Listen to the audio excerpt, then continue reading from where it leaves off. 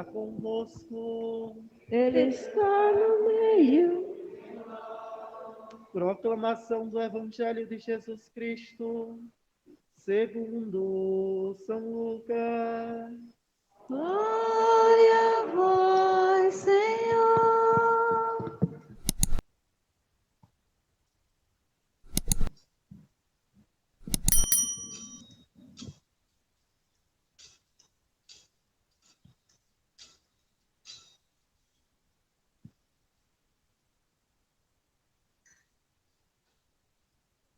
Naquele tempo, os fariseus e os mestres da lei disseram a Jesus: os discípulos de João e também os discípulos dos fariseus jejuam com frequência e fazem orações. Mas os teus discípulos comem e bebem.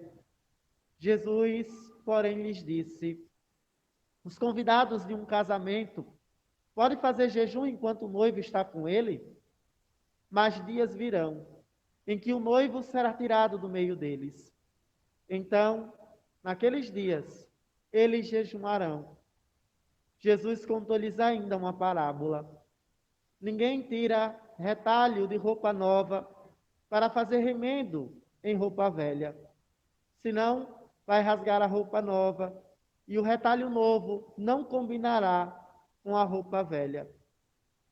Ninguém coloca vinho novo em odres velhos, porque senão o vinho novo arrebenta os odres velhos e se derrama, e os odres se perdem.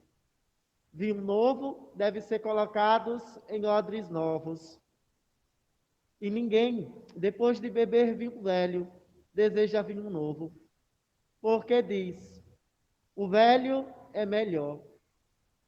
Palavra da salvação. Glória a vós, Senhor.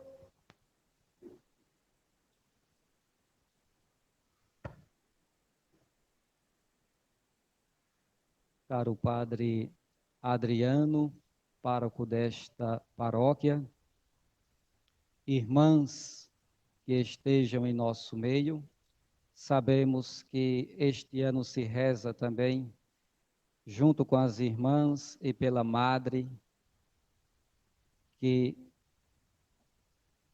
a quem é dedicada a congregação que faz parte dessa paróquia. Também saudando aqueles que nos acompanham pelas redes sociais, a gente sabe que essa missa é transmitida. Toda vez que nós celebramos a festa de uma padroeira, nós queremos agradecer por tantas graças e bênçãos que recebemos durante o ano. E o tempo da festa é o tempo de manifestar nossa gratidão, porque podemos contar com o auxílio, com o olhar e com a proteção que durante todo o ano nós obtivemos. Além da gratidão que nós queremos manifestar a Deus por meio de Nossa Senhora do Monte Serra, a gente sabe que este ano há muitas intenções que nós também colocamos diante do altar do Senhor. São tempos difíceis. Nenhum de nós passa pela experiência que estamos passando, alguns com 16, 18, 30, 40. Pela primeira vez a gente vê essa experiência de ter que enfrentar uma pandemia, como estamos enfrentando, e ver pessoas usando máscaras de proteção. É uma realidade sem precedentes na nossa vida. E além da gratidão que nós colocamos diante de Deus, pelas bênçãos recebidas de Nossa Senhora, certamente eu sei que diante do altar do Senhor tem muitas intenções, porque são tempos de adversidade, são tempos de sofrimento, é tempo de medo, é tempo de expectativa, é tempo de dúvida. E tudo isso nós queremos colocar diante de Deus. Quando nós estamos na igreja para celebrar a festa da padroeira, nós, como Edith Stein, uma filósofa cristã, ela disse: olhe, eu não sei aonde a vida vai nos levar. Essa é certamente o pensamento, esse é o pensamento de todos nós. Não sabemos aonde a vida vai nos levar. Mas dizia ela, uma coisa eu tenho certeza, Deus está no comando da minha vida. Eu acho que se nós sairmos dessa festa com essa convicção, em meio à dúvida, em meio às expectativas, em meio ao medo, são pessoas que se preocupam, será que eu poderei ficar contaminado? Outros ficam em dúvida, meu Deus, até quando eu vou garantir o meu trabalho, o sustento da minha família? Então, são tempos de adversidade que geram cada vez mais na sociedade pessoas ansiosas, pessoas deprimidas diante da situação que nós vivemos. Então, que Deus coloque em nós essa convicção. Não sei aonde a vida vai me levar, mas eu vou participar da festa da padroeira de Nossa Senhora do Monte Serrat para ter essa convicção. Embora nós não conheçamos o futuro, mas uma certeza nós temos. E é isso que eu vou buscar na oração. É Deus que vai entrar no barco da minha vida. E onde as ondas levarem a nossa sociedade, onde os acontecimentos levarem não só a nossa paróquia, mas o mundo inteiro, nós queremos e ter a convicção de que Deus está no barco da nossa vida. E se Deus estiver conosco, nós não deveremos viver no pânico.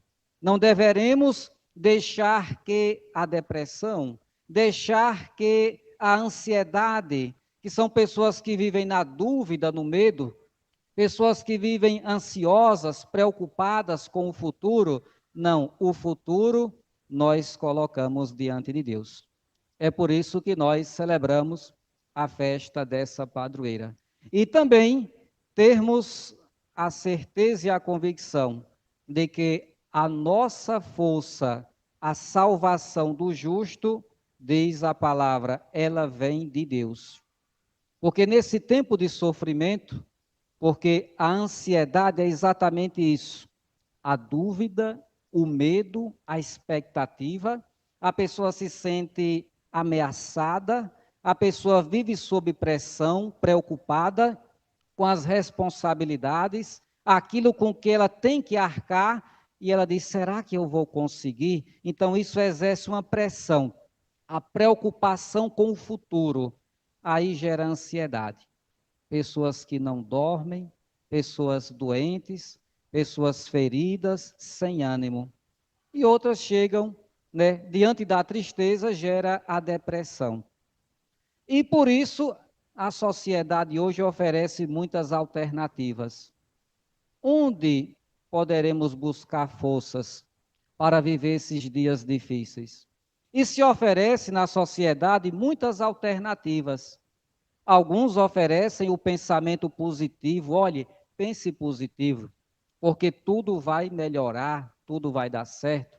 Outros chegam a dizer, busca lá uma meditação transcendental, faça algo. Então, são muitas alternativas em que as pessoas se agarram para que possam viver melhor, para que possam, diante desse mundo de sofrimento e de adversidade, contar com um auxílio, com uma força. E nós cristãos, o Salmo disse, olhe, a salvação de quem é justo, a salvação do cristão, ela vem de Deus. Essas coisas às vezes ajudam, mas há muitas que não servem para nós. Por que não servem para nós? Essas ajudas, essa autoajuda, essa reflexão de tantas formas para que você pense positivo. Por que não serve? Porque aquela orientação que diz ao ser humano, olhe, você é capaz. A força de que você necessita para enfrentar esse mundo de dor e de adversidade, ela está dentro de você. Então, toda essa forma de autoajuda nós dizemos, é ilusória, não serve para nós. Por quê? Porque a salvação de quem é justo vem de Deus. São Paulo mesmo disse isso para nós. Ele escreveu uma carta aos Filipenses e ele disse, irmãos, tudo eu posso naquele que me fortalece. É por isso que nós estamos aqui, para buscar forças em Deus. Nós não podemos colocar nossa confiança somente em nossa capacidade humana. Não podemos colocar nossa confiança num pensamento positivo de autoajuda, de que basta eu pensar que eu sou capaz e as coisas vão se transformar. Isso só não é suficiente.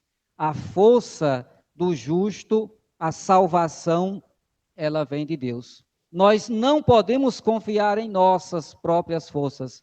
Por quê? Porque a palavra de Deus vai nos dizer que muitas vezes somos nós mesmos que destruímos a nossa própria vida, na nossa fraqueza, na nossa debilidade. Por exemplo, quantas vezes a gente pede forças a Deus, Senhor, livra-me do mal, livra-me da violência que está aí fora, livra-me do pecado. A gente pede a proteção de Deus por tantas coisas. E muitas vezes se esquece que é preciso que Deus nos livre de nós mesmos. Nós precisamos tomar consciência disso. Muitas vezes, Deus olha para nós e diz, olha, eu preciso livrar você de você mesmo.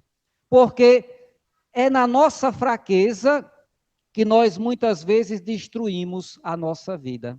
Por isso que eu estou aqui refletindo, tentando mostrar que nós não podemos confiar apenas em nossas próprias forças. Nós não podemos confiar num pensamento positivo que diga a força para vencer esse mundo problemático está em você. Você é capaz. E a palavra de Deus mostra para nós que os pés que nos levam para o erro são os nossos próprios pés. As mãos que nos levam a pecar são as nossas próprias mãos. Ou seja, quando nós estamos na fraqueza, no pecado, no erro, se Deus não nos livrar de nós mesmos, quem destrói a nossa própria vida somos nós. Quantas pessoas já não têm mais forças, vivem entregues ao álcool, entregues à droga? Quantas pessoas já não têm forças mais para orientar a sua própria família?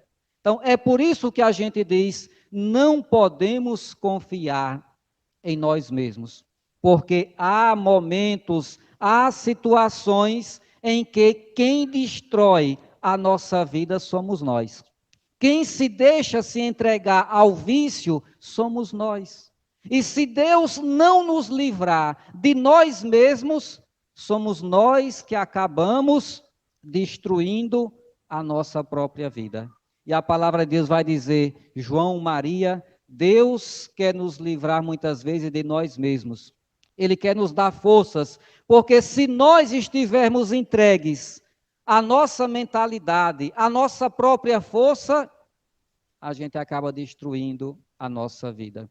Então, São Paulo vai dizer, tudo eu posso naquele que me dá forças. É Deus que nos dá forças. Por isso que nós estamos aqui para rezar. Mas vejamos, a ação de Deus em nossa vida, nesses tempos de adversidade, Deus cuida de nós. Mas Deus não cuida de ninguém diretamente do céu. Não é assim que Deus age. Como é que Deus cuida de mim? Deus cuida de mim porque Ele colocou uma família ao meu lado. Deus cuida de você porque Ele deu uma esposa, colocou o esposo. Deus cuida de nós por meio dos amigos que nós temos. Deus cuida de nós por meio de pessoas, das suas criaturas, dos anjos. É assim que Deus cuida de nós. E é por isso que nesse tempo de sofrimento, cabe a gente tocar uma palavra nesse sentido. Há situações de dor em que nós precisamos abrir a boca e dizer: eu preciso de ajuda. Deus cuida de mim, mas cuida por meio de pessoas. Por que eu toco nesse assunto? Porque nós encontramos muitas pessoas que vêm conversar conosco e estão ansiosas, outras estão deprimidas e estão passando por um tratamento. Ótimo que você está passando por esse tratamento, porque já não conseguem dormir direito, já apresentam uma série de sintomas, inclusive físicos, diante da pressão, do medo, do pânico, da dúvida que o futuro apresenta, e as pessoas não dão conta. Chegam diante do médico, seja psicólogo, psiquiatra, e diz: olha, você precisa de uma ajuda. Você precisa, durante um tempo, de uma medicação para equilibrar a sua vida, sua parte hormonal. E a pessoa começa o tratamento e daqui a pouco diz: ah, eu creio em Deus. O meu médico é Jesus Cristo. Pega o remédio e joga a janela fora. E a palavra de Deus vai dizer: meu irmão, não é assim que nós fazemos as coisas. Essa medicação, se você estiver tomando, ela é uma ajuda, é um auxílio, é como uma muleta que alguém está usando. Você se acidentou, até que o seu corpo recobre as forças, muitas vezes alguém precisa de uma muleta. Depois que o corpo se fortalece, o médico diz: você não necessita mais, bote essa muleta fora. Mas se inicialmente a pessoa pega aquela muleta, joga fora, ela vai cair, ela vai sucumbir. Assim acontece com esses tratamentos que nós percebemos. O tratamento é uma ajuda. Você está doente não é por falta dessa medicação que você toma. Você está doente porque você está em dúvida. Você está com medo. Você está ansioso, ansiosa. Você está com angústia diante dos problemas da vida. E quando Deus lhe der a graça e a força, aos poucos você vai se libertando. E vai chegar o dia em que o médico vai dizer: meu irmão, agora você não precisa mais desse tratamento. Mas é o médico que vai orientar você. Não podemos ver pessoas que dizem: o meu médico é Deus. Não, depressão é para quem não acredita em Deus. Se eu acredito em Deus, vou jogar essa medicação fora. Não faça isso, meu irmão. Deus cuida de você por meio desse médico. Não faça isso, porque todos nós somos humanos. E Deus age por meio daqueles a quem Ele capacitou. Eu trato desse assunto porque são muitos que apresentam essa realidade de sofrimento. E nós encontramos tantos em nosso meio. Depressão é para quem não crê em Deus. Não diga isso. Não diga isso. Faz parte da vida. Há poucos dias, eu estava, não há poucos dias, mas eu lembro que eu passei um ano no seminário e saiu uma notícia. Um religioso acabou tirando a própria vida. E a gente, mas meu Deus, uma pessoa consagrada a Deus, sacerdote, fez isso. E aí a irmã, que era psicóloga, dava aula para a gente no seminário, uma mulher muito capaz, ela disse: gente, sabe por que essas coisas acontecem? É porque às vezes a gente adoece, já não está dormindo, está sofrendo, e a gente não é capaz de pedir ajuda. Porque você acha: ah, não, porque eu sou pai de família. Ah, porque eu sou o coordenador do grupo. Ah, porque eu tenho que ser modelo, eu tenho que ser exemplo. Eu não posso mostrar para os outros que eu estou fraco. Ah, porque depressão é coisa de não crer em Deus. Ela disse: não façamos isso. O padre adoece, o bispo adoece, o papa adoece. Nós somos humanos. E chega um momento em que a gente precisa saber pedir ajuda. Se você está muito abatido, Se você já não consegue dormir, procure ajuda especializada. Isso faz parte. Então, se tem pessoas aí que acabam tirando a sua própria vida, é porque não se tratou, é porque não se cuidou, é porque ficou dizendo: o meu médico é Deus, eu vou jogar minha medicação fora e Deus vai cuidar de mim. E a palavra de Deus vai dizer: Deus cuida de você, mas Deus cuida de você por meio do médico. Deus cuida de você porque Ele colocou uma família para cuidar de você. Deus cuida de mim e de nós porque Ele colocou pessoas ao nosso lado. Deus cuida de nós porque nos deu uma mãe maravilhosa como Nossa Senhora do Monte Serra. É isso que muitas vezes nossos irmãos evangélicos não entendem. Ah, eu não preciso de Nossa Senhora porque eu vou diretamente a Deus. Nós católicos dizemos diferente. Não, Deus cuida de nós, mas Ele cuida não diretamente. Ele cuida por meio da sua mãe, por meio dos seus anjos, por meio de pessoas que Deus colocou na nossa vida.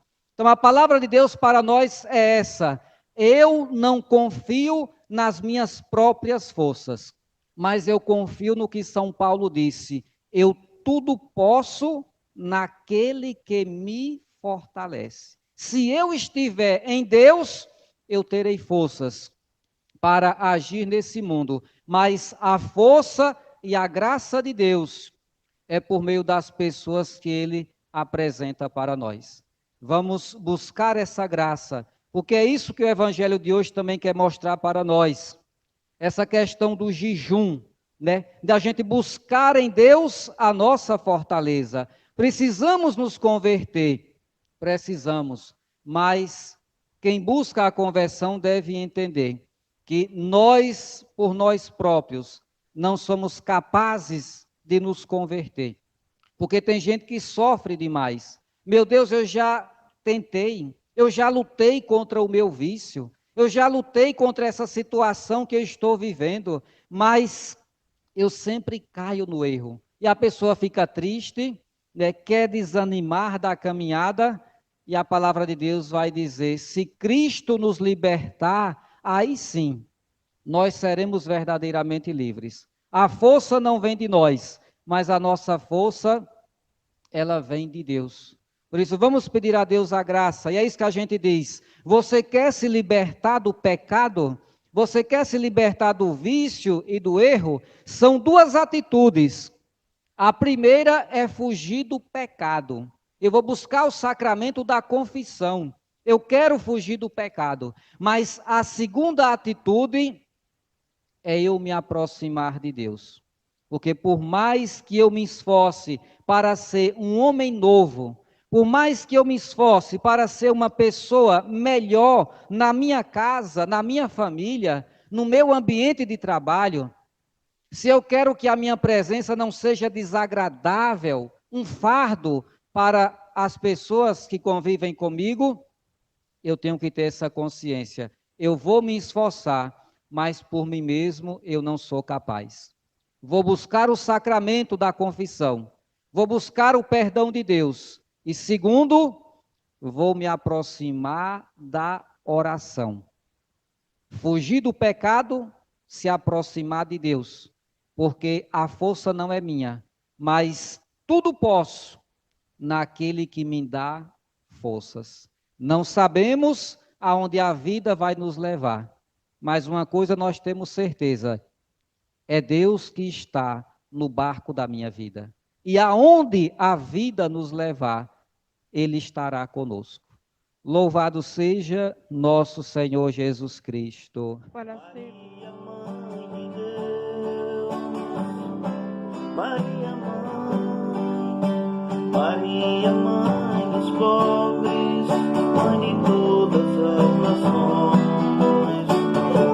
Maria, Mãe de Deus, Maria, Maria, Mãe dos pobres, Mãe de todas as nações. Dentre todas foi a escolhida,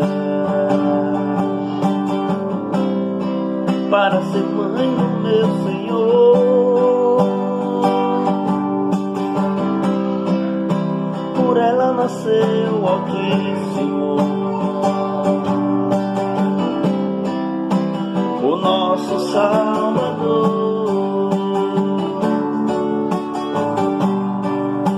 Maria, Mãe de Deus, Maria, Mãe dos pobres, Mãe de todas as nações. Maria, Mãe de Deus, Maria, Mãe dos pobres, Mãe de todas as nações.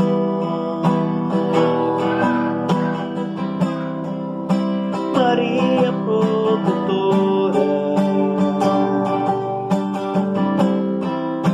defensora da paz.